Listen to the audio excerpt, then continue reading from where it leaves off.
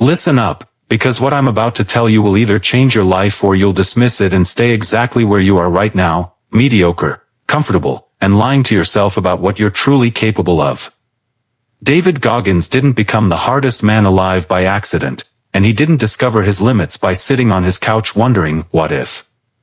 He found them by pushing through every single barrier that his mind, his body, and this soft world tried to place in front of him. And here's the truth that nobody wants to hear: you have no idea what your real limits are because you've never truly tested them. Most people live their entire lives operating at maybe 40% of their actual capacity, telling themselves stories about why they can't, why it's too hard, why they're not built for greatness. But Goggins proved that your mind will quit on you 1,000 times before your body ever will. When he was 297 pounds, working as an exterminator, getting nowhere in life, he didn't know he would become a Navy SEAL, an Army Ranger, an ultramarathon runner, and one of the most mentally tough human beings on the planet. But he made a decision that most people are too scared to make. He decided to find out what he was really made of.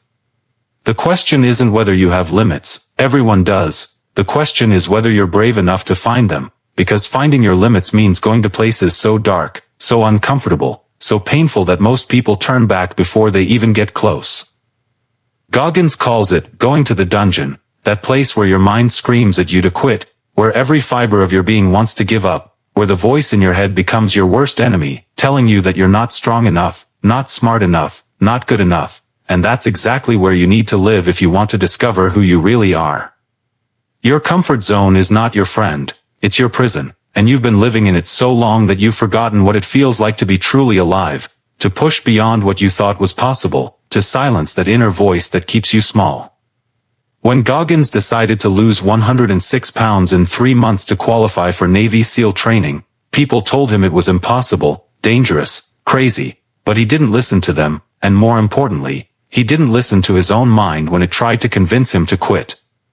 He understood something that most people never learn: the conversation you have with yourself in your darkest moments, when everything hurts, when you want to give up, when you feel like you can't take another step. That conversation determines everything. You can choose to listen to the voice that says you're done, or you can choose to tell that voice to shut up and keep moving forward, because on the other side of that pain, on the other side of that discomfort, on the other side of that fear, is a version of yourself that you've never met before.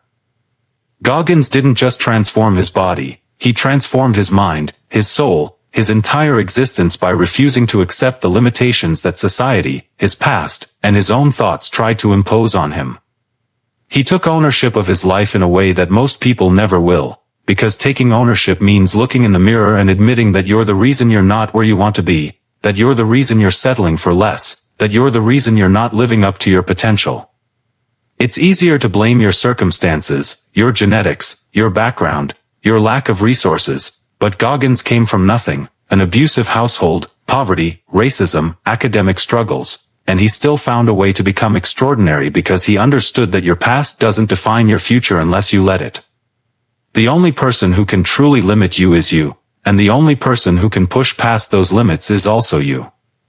When you're in the middle of a workout and your muscles are screaming, when you're studying for an exam and your brain feels fried, when you're building a business and facing rejection after rejection, when you're trying to change your life and everything seems to be working against you, that's not the time to quit.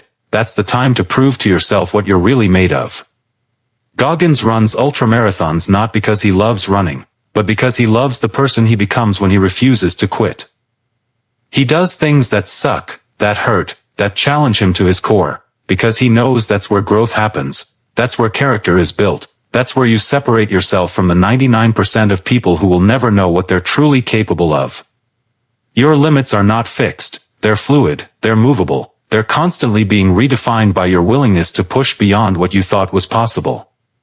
Every time you choose comfort over growth, every time you listen to that voice that says you can't, every time you settle for good enough instead of great, you're not just limiting yourself today, you're programming your mind to limit yourself tomorrow. But every time you push through the pain, every time you do something that scares you, every time you refuse to quit when everything inside you wants to give up, you're expanding your capacity, you're proving to yourself that you're stronger than you thought, you're rewriting the story of who you are and what you're capable of. The question David Goggins is asking you is simple but profound: what is your limit?